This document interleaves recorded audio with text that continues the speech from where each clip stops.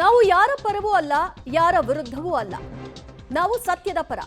ಧರ್ಮದಲ್ಲಿ ರಾಜಕಾರಣ ಮಾಡಬಾರ್ದು ಅಂತ ಹಿಂದೆ ಕೂಡ ಹೇಳಿದ್ದೆ, ಈಗಲೂ ಕೂಡ ಅದನ್ನೇ ಹೇಳ್ತಾ ಇದ್ದೀನಿ. ಧರ್ಮದಲ್ಲಿ ರಾಜಕಾರಣ ಮಾಡಬಾರ್ದು ಅಂತ ಬೆಂಗಳೂರಿನಲ್ಲಿ ಡಿಸಿಎಂ ಡಿಕೆ ಶಿವಕುಮಾರ್ ಈ ವಿಚಾರಕ್ಕೆ ಸಂಬಂಧಪಟ್ಟ ಹಾಗೆ ನಡೀತಾ ಇರುವ ಬೆಳವಣಿಗೆ ಕುರಿತಾಗಿ ಮಾತನಾಡಿದ್ದಾರೆ. ನನಗೆ ಮೊದಲಿನಿಂದ ನಂಬಿಕೆ ಇತ್ತು, ಷಡ್ಯಂತ್ರ ಆಗಿದೆ ಅನ್ನೋದ್ರ ಬಗ್ಗೆ ಅವರು ಕೂಡ ಮಾತನಾಡಿದ್ರು ಸೆಷನ್ ಅಲ್ಲಿ. ಯಾರೇ ತಪ್ಪು ಮಾಡಿದ್ರು ಅವರ ಮೇಲೆ ಕ್ರಮ ಆಗಲಿದೆ. ನಾವು ಯಾರ ಪರವೂ ಅಲ್ಲ, ಯಾರ ವಿರುದ್ಧವೂ ಅಲ್ಲ, ನಮ್ಮದು ನ್ಯಾಯದ ಪರ ಅಂತ ಡಿಕೆ ಶಿವಕುಮಾರ್ ಅವರು ಮಾತನಾಡಿದ್ದಾರೆ.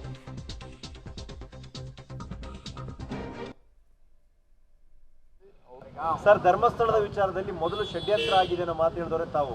ಇವತ್ತು ಆ ತನಿಖೆ ಒಂದು ಹಂತಕ್ಕೆ ಬಂದಿದೆ. ಮಾಸ್ಕ್ ಮ್ಯಾನ್ ಒಳಗೊಂಡಂತೆ ಬಹುತೇಕರು ಅರೆಸ್ಟ್ ಆಗ್ತಾ ಇದ್ದಾರೆ. ಸಮೀರ್ ನೋಟಿಸ್ ನೋಡಪ್ಪ, ಬಿಜೆಪಿಯವರು ಏನು ಮಾತಾಡಿರಲಿಲ್ಲ. ಬಿಜೆಪಿಯವರೆಲ್ಲ ಫೆನ್ಸ್ ಇಟ್ರು, ಅಡ್ಡಗೋಡೆ ಮೇಲೆ ದೀಪ, ಅದೇನು ಹೇಳ್ತಾರಲ್ಲ, ಅಡ್ಡಗೋಡೆ ಮೇಲೆ ದೀಪ ಇಡ್ತಾರೆ ಅಂತ ಫೆನ್ಸ್ ಇಟ್ರು ಕೆಲಸ ಮಾಡ್ತಾಯಿದ್ರು.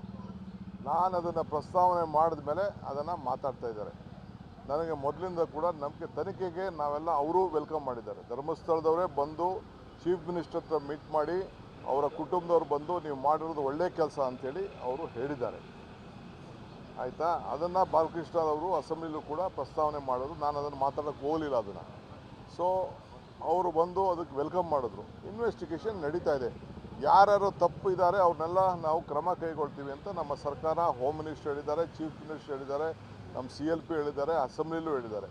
ಸೊ ಆ ಕೆಲಸ ನಾವು ಮಾಡ್ತಾಯಿದ್ವಿ. ಯಾರ ಮೇಲೂ ನಮಗೆ ಅವ್ರ ಪರನೂ ಇಲ್ಲ, ಇವ್ರ ಪರ ಇಲ್ಲ, ನಮಗೆ ನ್ಯಾಯದ ಪರ. ನಮಗೆ ಧರ್ಮದಲ್ಲಿ ರಾಜಕಾರಣ ಮಾಡಬೇಡಿ ಅಂತ ನಮ್ದು ಅಷ್ಟೇ.